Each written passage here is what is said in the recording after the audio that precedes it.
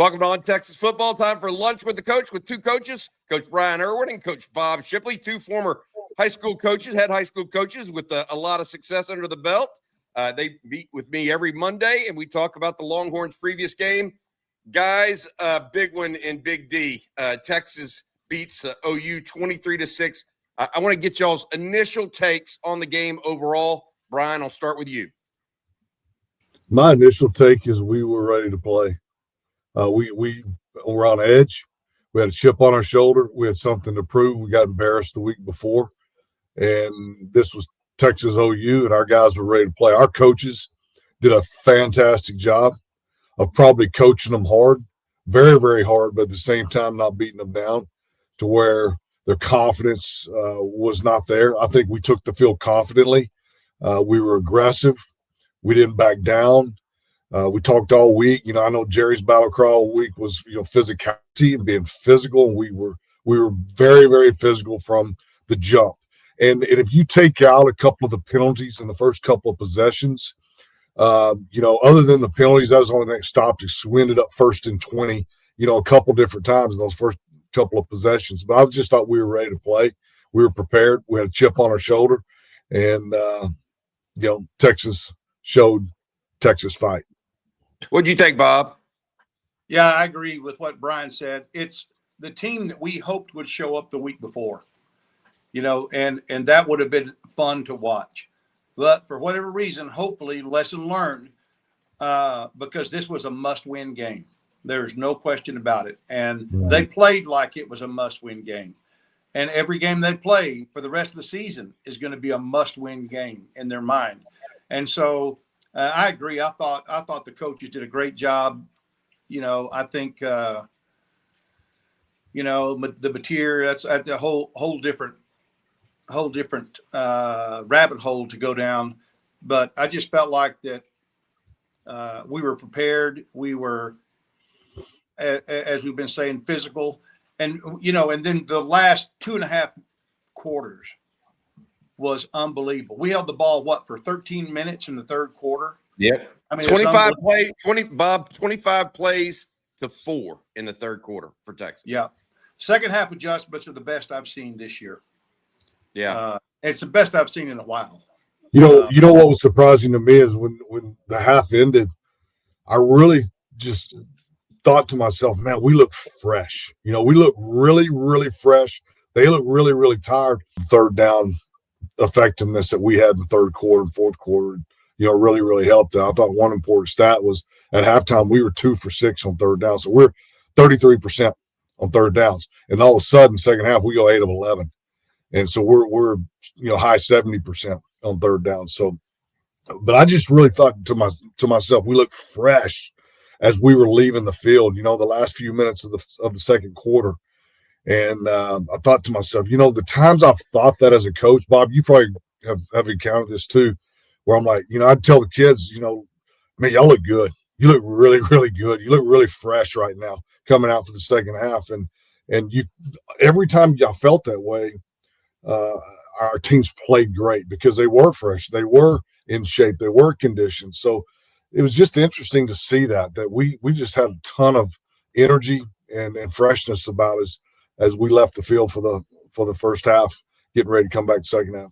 Guys, let's say a quick thanks to our sponsor. That is Laura Baker, Austin real estate expert. If you're moving to, from, or within the Austin area and need a real estate professional that knows Austin like the back of their hand, Laura is your person. 512-784-0505. 512-784-0505. She also has several open houses going on at different times of the month. Again, that's Laura Baker, Austin real estate expert. Reach out to her, 512-784-0505, or Laura at Andy Allen Team. She's with Keller Williams and the Andy Allen Team. Thank you, Laura, for your sponsorship of Lunch with the Coach. That's a good point, Brian. I think we'll come back to that when we talk about defense in particular, because, man, the heavy rotation by Texas compared to the limited rotation of OU, I think really showed in the fourth quarter, particularly on defense. I mean, both teams have good defenses, right? Well, Texas rotates a heck of a lot more than OU does, even in the secondary, right? Yeah. And I think that came home to roost. I will say this, and I wanted to get y'all's take. So that was Arch's first game away from home. Now I know it's a neutral site, but it was away from home where he's gotten a taste of victory.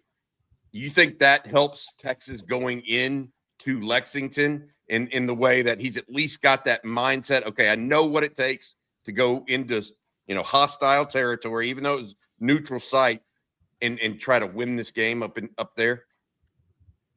Does nothing. Yeah, it does nothing but help. He's battle tested. I mean, I say it. I thought the Florida game, he showed me what I needed to see. And I said it after the game. I'll keep saying it. I was very impressed with him during and after the Florida game. And then I think he just built off of that and just polished himself even more and getting the ball out quick and executing the game plan and working in the pocket. This guy works in the pocket better than any Texas quarterback I've watched in my lifetime. His gap escapes. When he gets C gap pressure, A gap pressure, B gap pressure, D gap pressure, whatever it is, his ability to work inside the pocket, maintaining passing, posture the whole time and moving his feet. He's incredible the way he works in and out of the pocket and adjusting and responding to gap pressure from the defense. Bob, what did you think of Arch's performance overall? I used the word commanding. He felt like he had command of the offense on Saturday. What did you think? I thought, from the turn he made against Florida, as Coach Irwin was talking about on last week's show, how proud he was of the grit and determination that he showed. Then for him just to build off of that and catapult off of that to the next level at a very, very hostile environment. And, he just came with some confidence, kind of had a little piss in his vinegar or whatever, and just seemed to be confident in himself. And it just seemed like, before we were talking about, especially offensively, that they just didn't seem to be clicking and there wasn't and Arch had full command of that offense. And so I thought that was great to see on his part. Brian, you mentioned the gap escape. Bob, you mentioned the grit and the kind of the determination that he's seen. I think we're just seeing a very talented guy grow up. I mean, and frankly, this is 3 games in a row where we've seen him improve. It's going to be interesting to see where he ends up, because I do think that that's part of it. I would be remiss if we did not mention Trey Wisner, because I felt like Arch needed a partner in crime in that backfield. In fact, the offensive line needed somebody besides Arch to step up. What did y'all think of Wisner and that offensive line in this game, Brian? Yeah, I'd say I'd first start with the offensive line. They did a remarkable job of holding the line of scrimmage, moving the line of scrimmage a little bit. Arch still got some pressure in the passing game, but overall did a nice job. But we showed some physicality. We moved them around, and I think we had a great scheme offensively with our run scheme, a little bit more of a gap scheme, not your true counter stuff, but some gap scheme type blocking, getting the ball to the perimeter. Wisner had his legs. He had his legs. He looked like last year. He had some pop. The first guy that hit him, even though I don't know what does Wisner weigh, like 185, 190. I mean, he doesn't look very big. He's just got a lot of pop, a lot of explosion, and the first guy just doesn't bring him down.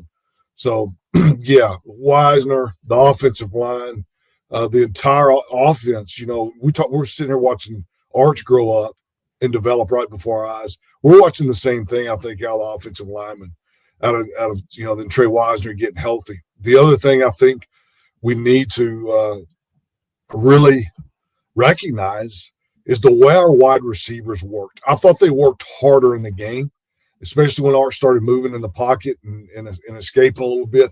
Man, our receivers were just going to work, trying to get open.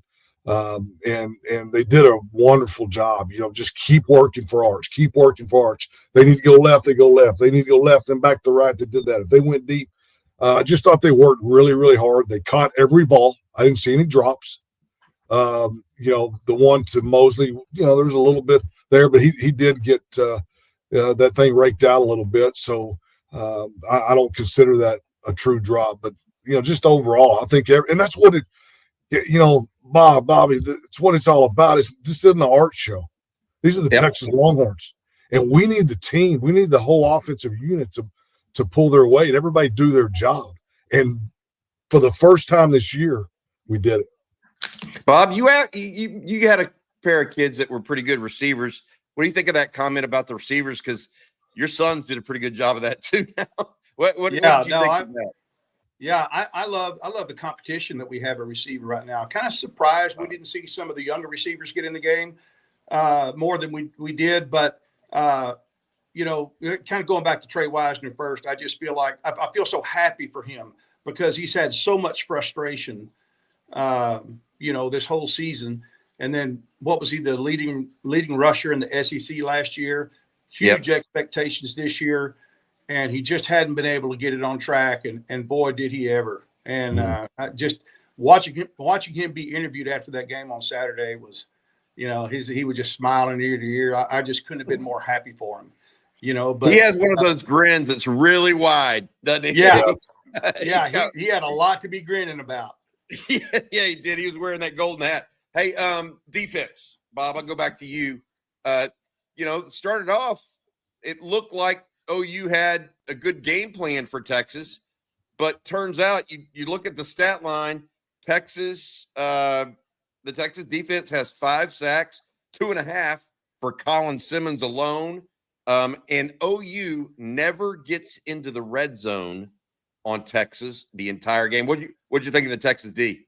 It was a great performance. It was, we talked about this last week, being kind of worried about, okay, well, yeah, they played pretty good against Ohio State, and then we played 3 cream puffs. So, maybe we're not what we thought we were. But I think we've kind of got ourselves back on track now. I think they got a lot of things taken care of.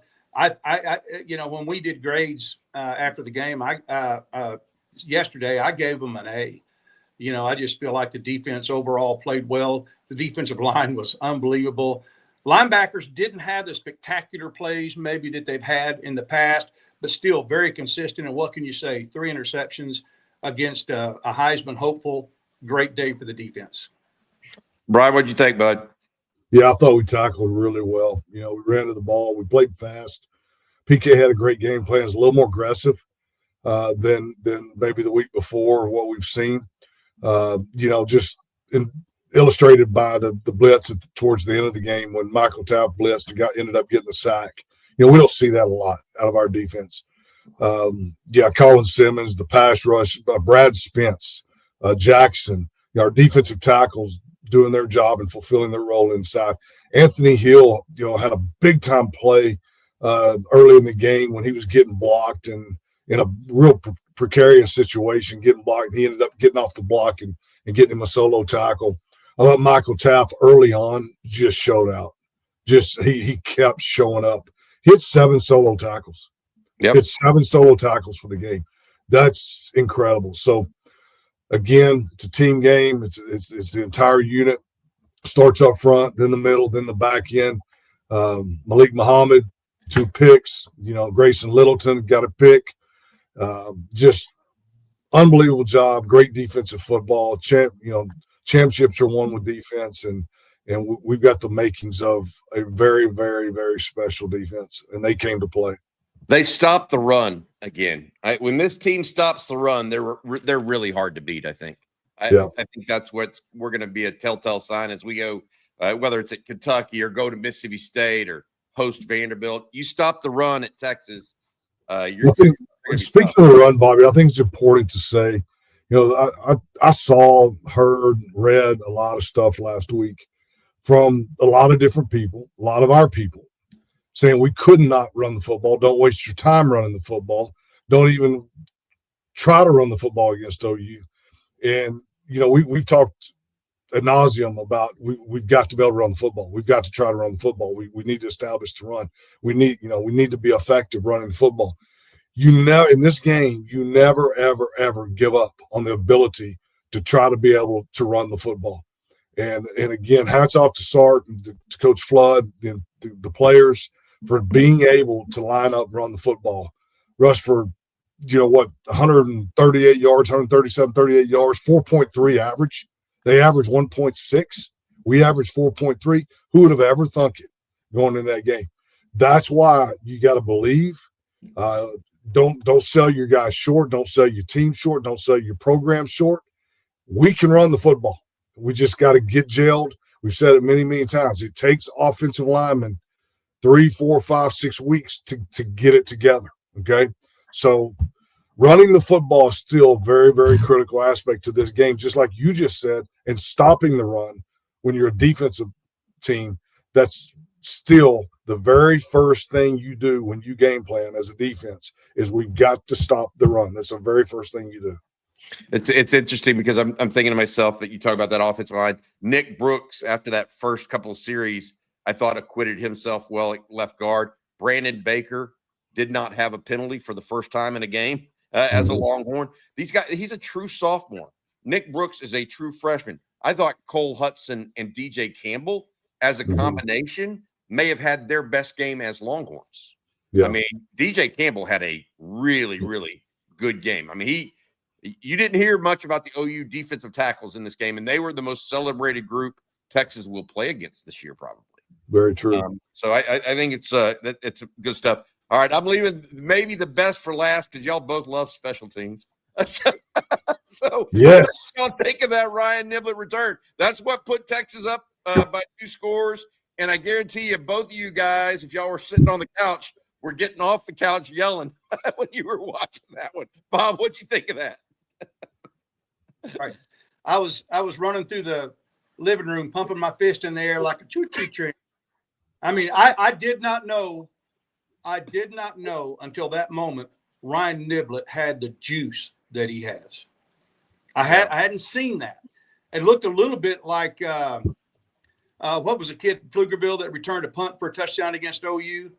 Dajay Johnson. Yeah, he looked a little bit like Dajay Johnson when he was running. I was like, man, this guy is fluid. This guy got some juice. I hadn't seen that from him before. Maybe he hasn't had a chance to really get in the open field like that. But I thought it was a great job, and it was the backbreaker for that OU football team. Yeah, they couldn't go down by 2 scores. They just didn't have that offense against the Texas defense. What'd you think of it, Brian? Yeah, beautiful. I want to tell you, I'm like Bob. He's running down. I stand up. I'm pumping my fist.